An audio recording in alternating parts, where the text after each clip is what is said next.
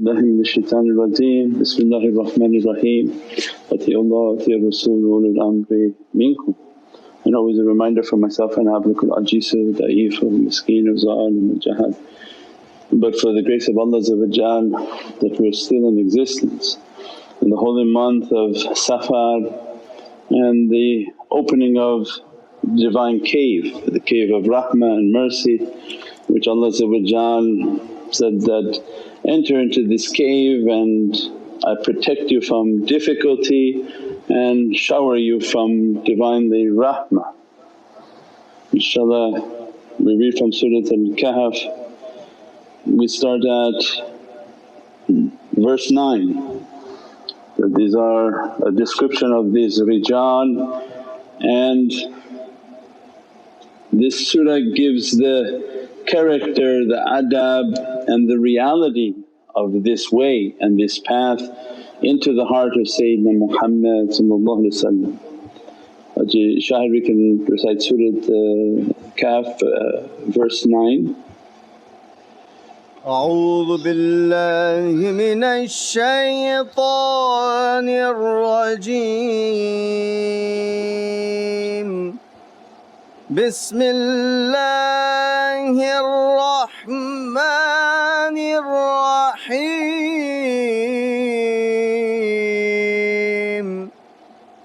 أم حسبت أن أصحاب الكهف والرقيم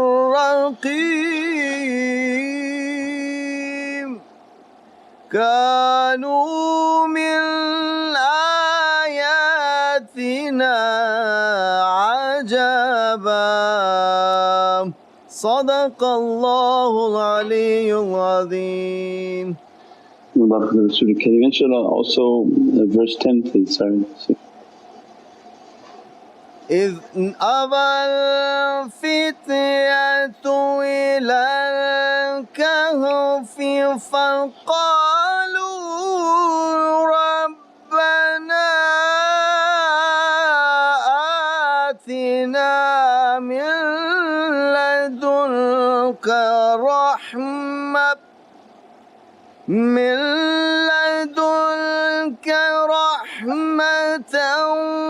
وهيئ لنا من أمرنا رشدا صدق الله العلي العظيم.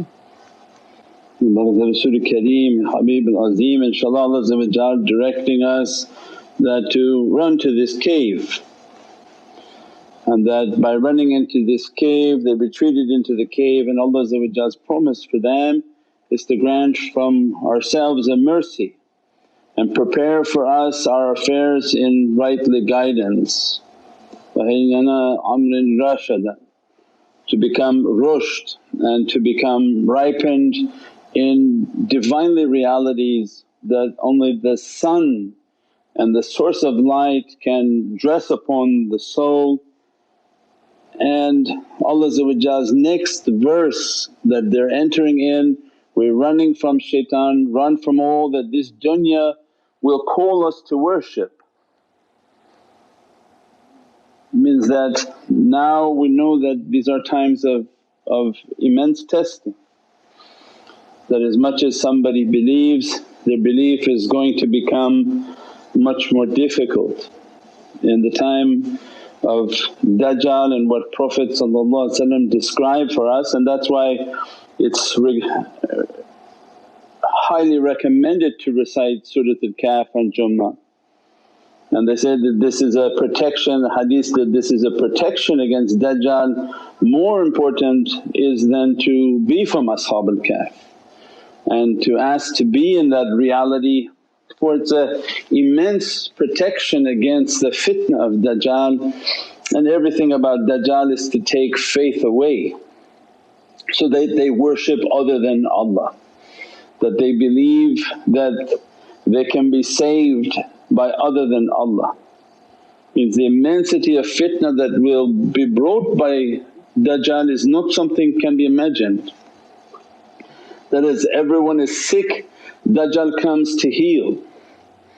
It says that, if you come to me I will heal you. You don't need to believe in anything above, you don't need to believe in any creator or anything, just come to me I will heal you. Come to me I will give you wealth, come to me I will feed you, because of the amount of fitna that will be onto the earth, that how much people will be in difficulty, and Dajjal will be offering them a means in which to receive their health, their wealth, their sustenance and food. And this Allah is giving a permission for this to happen. So we can see that how we're entering into that testing phase where Allah inspiring within your faith that there's nothing that can help you through these difficulties except by Allah. And then everybody is running in different directions thinking, no this will help, that will help, this will help, take 3 of these will help. And we see how confused that fitna can be, and it's only going to be intensifying. That's why it's important at every step of the way to believe, and to believe firmly, because Allah, Ya ayyuhalladhina amanu amanu, the belief will be tested again to go deeper and deeper and deeper. Deeper as in the roots of your faith to be so deep, like an evergreen tree, that the faith is so strong that you blossom from the outside as an evergreen like eternal, you're not withering. Your energy, your force from Allah is very strong and you're not withering away, and it's rooted deep with immense faith. So Allah is asking that and describing from these youth, and all these qissas and stories are placeholders for the Muhammadan reality. That the position of 7 sleepers and 1 guardian, and the reality of that is not a dog but it's in the sense of an obedience and a lion from Allah. That these are 7 eternal stations of souls and saintly darajat in which Allah describes them. They entered into the cave, Allah sealed their hearing, and then the next ayatul kareem describes how their movement was based on the sun. The sun shined on this way, they moved. The sun shined on them another way, they moved, to show the immense reality of the isharat and the guidance that coming to them. That what they want, because so many understandings and haqqaiqs in these holy verses, in this holy surah, for the way of tariqah, the way of marifah.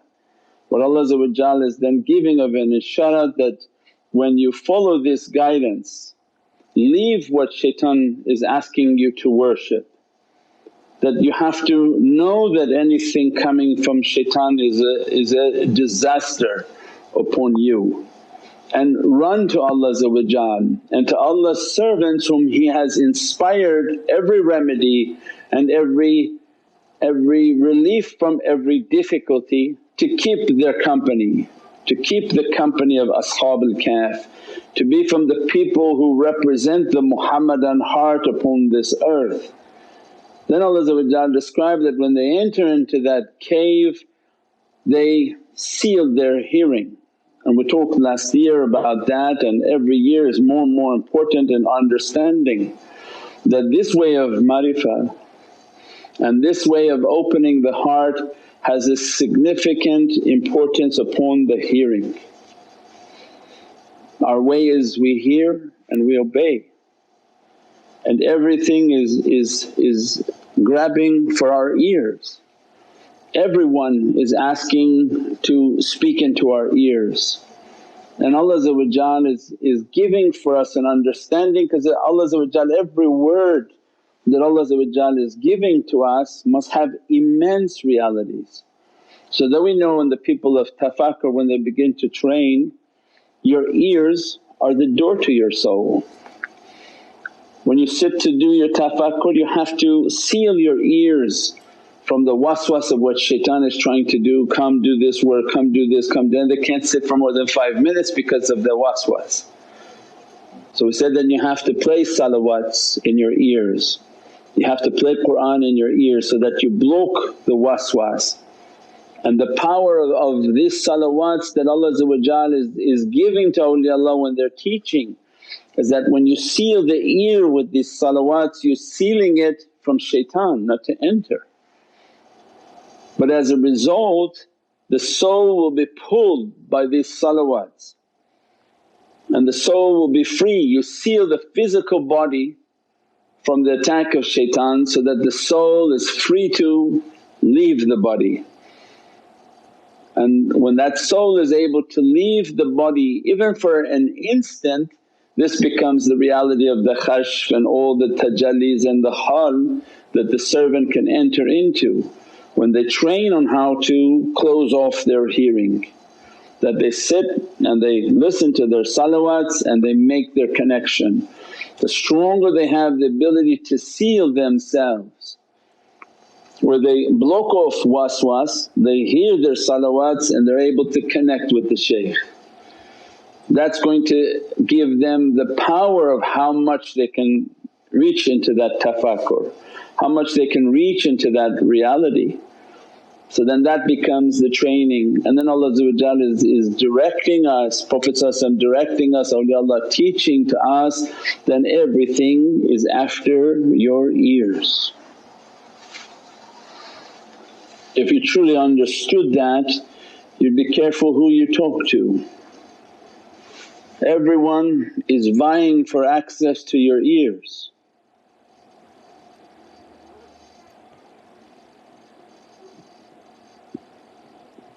Why?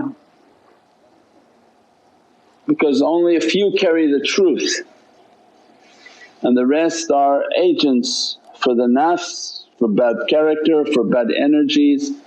We said before 99% of people have given themselves to bad desires, bad energies, bad creatures.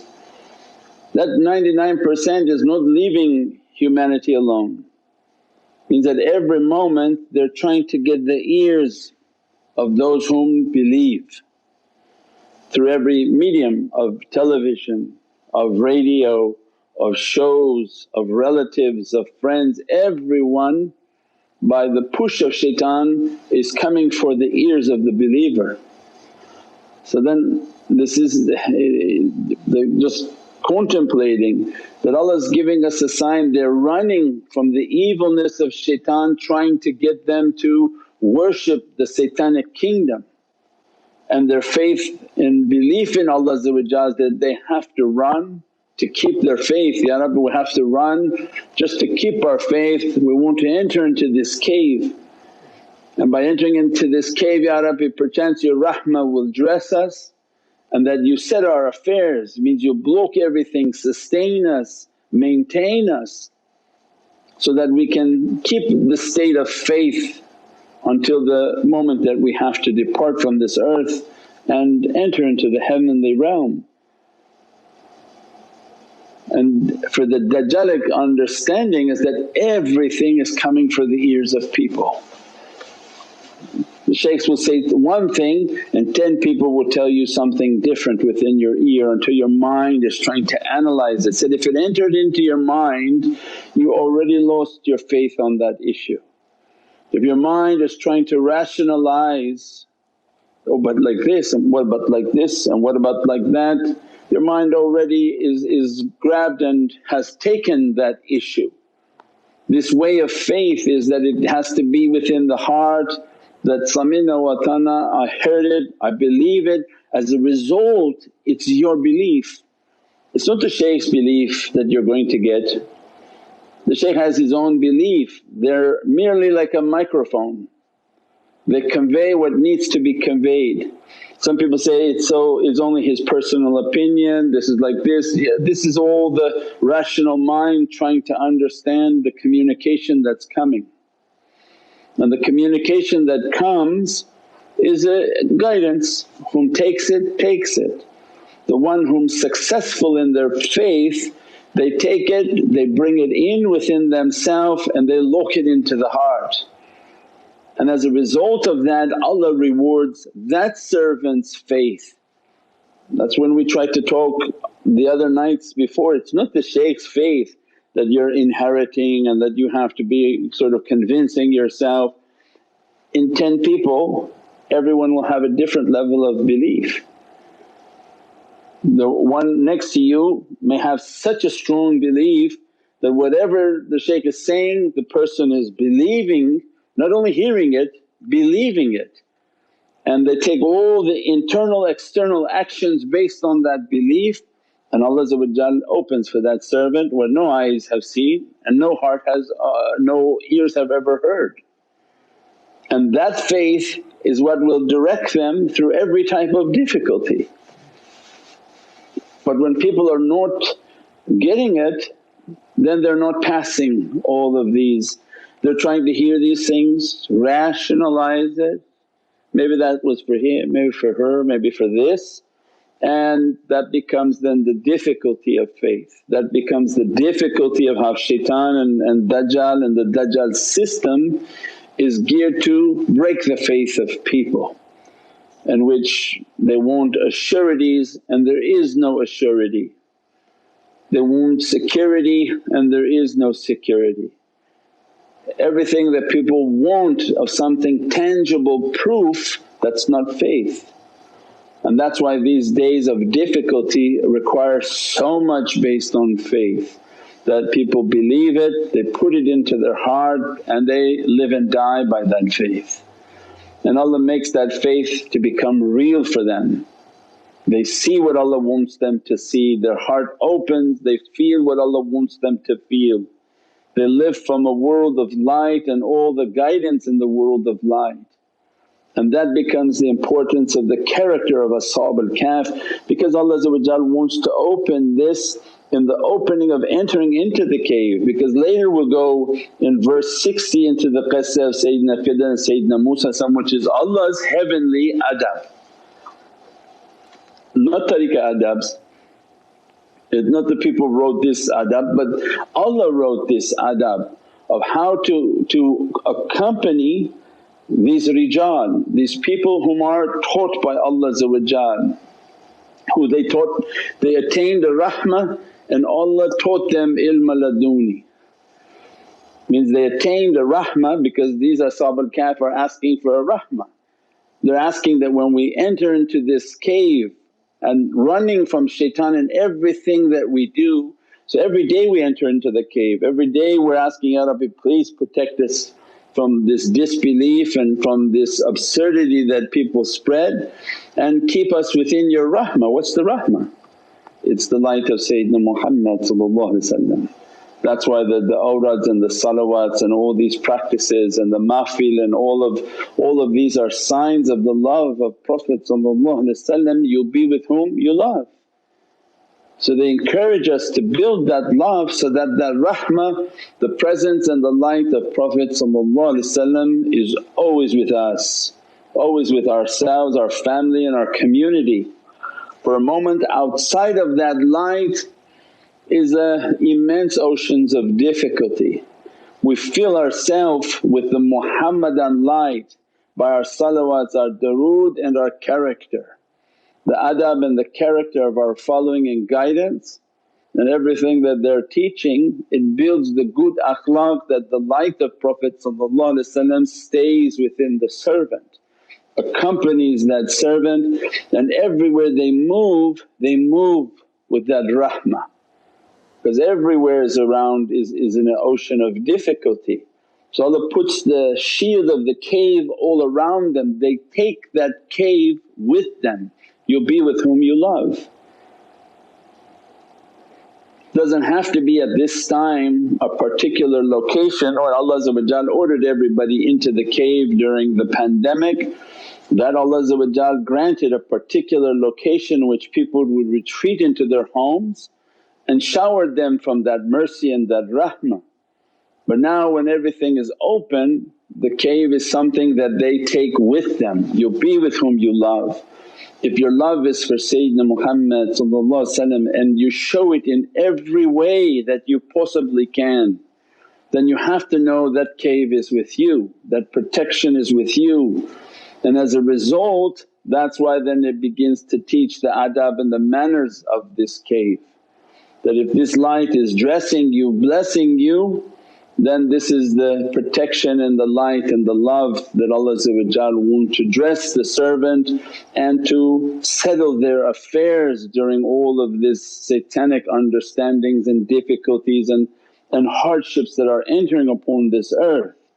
We said the 7 Ashab al-Kahf, they are placeholders for the real Muhammadan representative. Everything in creation, its highest point is the sultanate of Sayyidina Muhammad. So like a corporation for people to understand, means the head, the king or a kingdom. The king is Sayyidina Muhammad, and everybody that came onto this earth was merely a representative of the king and not the king themselves but merely a representative. So every prophet had an agency within the prophecy of Sayyidina Muhammad, and every qissa and every story is a placeholder for the Muhammadan reality. So it means that the 7 in the cave and the one that guards then has an immense reality upon the Muhammadan Kingdom, in which Allah describes that the Muhammadan Kingdom is based on Wajik al-Kareem, a Divinely face that everything perishes but that Divinely face, and it has 7 attributes. And as a result there are 7 souls, 7 station of awliyaullah that reside on that haqqaiq and that reality, and each of their souls represent one of Allah's attributes upon this earth. And their light Allah describes in Surah Al-Kahf that they take their direction from the Muhammadan light, that the light shines upon them for all of its isharats and all its guidance, and they are moving within the guidance of the Muhammadan light. So these are the 7 of the highest lights, and this is the reality of those 7. And for the time of Sayyidina Mahdi then it becomes Imam Mahdi, Shamat al-Fardani, Abdul Rauf Yamani, Yusuf al-Siddiq, Imam al-Arifin, Lisan al-Mutaqalimeen, Arif Tayyar Maruf bin Burhan, Burhan al-Karamna, Ghawth al-Anam. Means these 7 and Sayyidina Mahdi they represent these maqams, and they take from the essences of Allah and they represent the Divinely face. They represent 7 diamonds upon this earth in which there are tajallis and jewels from Divinely presence and has immense realities, and they're all Naqshbandi. And Mawlana Sayyidina Abu Bakr as-Siddiq, who held the stone of that reality for 7 years, being dressed by its tajallis and its blessings, because they carry siddiqiyya realities and haqqaiq. So every year for each one of their realities that he would be eternally dressing these awliyaullah from that reality. So it means that immensity of these Ashab al-Kahf and what they represent under the Muhammadan Kingdom is the highest. And that's why Sayyidina Mahdi is the lion of Allah that guards the cave to the heart of Sayyidina Muhammad eternally. This is an eternal position. So it means the lion of Allah that guards that cave, and that within the cave reside the 7 eternal maqams of souls that are in the highest level of realities, dressed by the attributes, essences of Allah, and those essences represent the Divinely face that never perishes. So it means that this cave has an immense power, immense reality, that the souls that operate within that reality, they're like diamonds upon this earth. They are a source of power that emanate and a source of power for the earth, their souls. So it means the immensity of these lights, the immensity of these blessings. So it's not something small, it's an immense power, an immense reality, immense jewels from the Divinely Presence.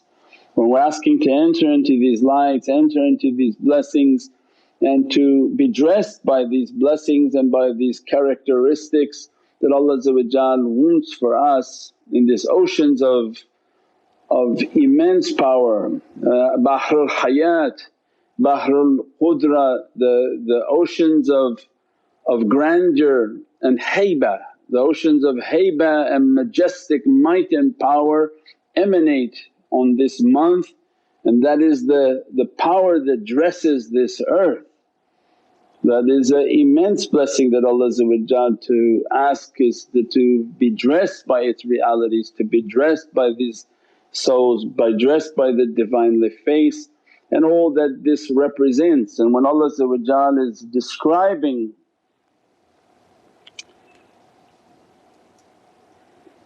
this cave for the sleepers that they're entering into this reality, and the immensity of this reality, you would have seen the sun rose over them passing away, and these are the signs of Allah in Surah Al-Kahf verse 17, he whom Allah guides is rightly guided, and he whom Allah leaves astray he will not find for him Waliyyun Murshidun. Means that this reality of this teaching is that when Allah wants to guide at these levels of reality, they are not normal understandings, these are not common people understandings. These are when Allah wants to guide a servant, He sends them the guidance, and whom Allah doesn't guide they don't have Waliyyun Murshidun. So Allah is saying in Surah Al-Kahf, which is the way of tariqah, Waliyyun Murshidun, that not only they're a wali and of a saintly nature because Allah has to be dressing their attributes, they have to represent Hadith al-Qudsi that they are my hearing, they are my seeing, they are my hands, they are my feet, they're the breath in which I breathe. Allah's Qudsi hadith of Prophet must be dressing a servant to make them saintly and murshidun. That not only that but they are also been given the isharat to guide, that they guide through their light, they guide through their tongue, they guide through every bit of their characteristic through the world of light. Their guidance is not that people listen to them, make an understanding, say sounds logical and come, but Allah's guidance and through this reality is through light. That if they see the face of these servants, the light that emanate from them will grab them, and the light comes out from them and literally grabs people and brings them into the oceans of guidance. So they guide through the reality of their soul, they reach the servant in the oceans of malakut and guide them in the oceans of light. As a result, that is the real guidance from Allah, not chattering and talking and people coming with through hearing. But this is a guidance through the world of light that Allah when He opens from that, and that's why it's in this surah that these souls that represent the seven, when these seven souls are dressing a servant, they're dressing the eyes of the servant, they're dressing the ears of the servant, they dress the breath of the servant, they dress the tongue of the servant. Grant them lisan as-siddiq al-aliyya, that they've been granted the truthful tongue most high. As a result, all their attributes of their face are guided and dressed by these awliyaullah and their madad and support upon that face. And as a result, when that face speaks, it brings out light and guidance and pulls the souls of people back into the oceans of Allah's Divinely guidance. We pray that Allah open the realities of the immensities of the month of Safar and the oceans of immense grandeur and blessing. Subhanallah Alimul Hakim, that throughout this holy surah is the secrets of Divinely ilm and knowledge with wisdom. Whom Allah grants in knowledge and grants them wisdom has been granted Allah's greatest gift.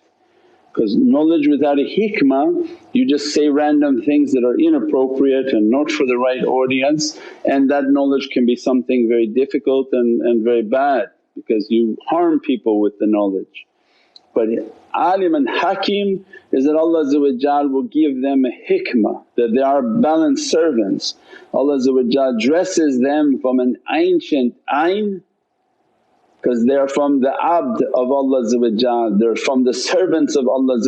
They were trained as rijal, and higher than rijal are Abdullah. And that's why we say ibadur Rahman, because they are under the arsh ar-Rahman and they are under the authority of ar-Rahman al-arsh istawa. The king who operates and governs Sifat ar-Rahman, these awliya are his servants and they serve that reality. As a result Allah make them to be Abdullah wa ibadur Rahman. As a result of these ancient knowledges, Allah balanced their demeanour with hikmah and wisdom, when to speak, when not to speak and to what level to speak, inshaAllah, so that people are not harmed by the knowledge. And it's okay to be confused by the knowledge because this is for the soul and not for the head. Subhana rabbika rabbil izzati amma yasifoon wa salaamun al mursaleen walhamdulillahi rabbil alameen. Bi hurmati Muhammadan Mustafa wa basira Surat al-Fatiha. Click the link now to subscribe.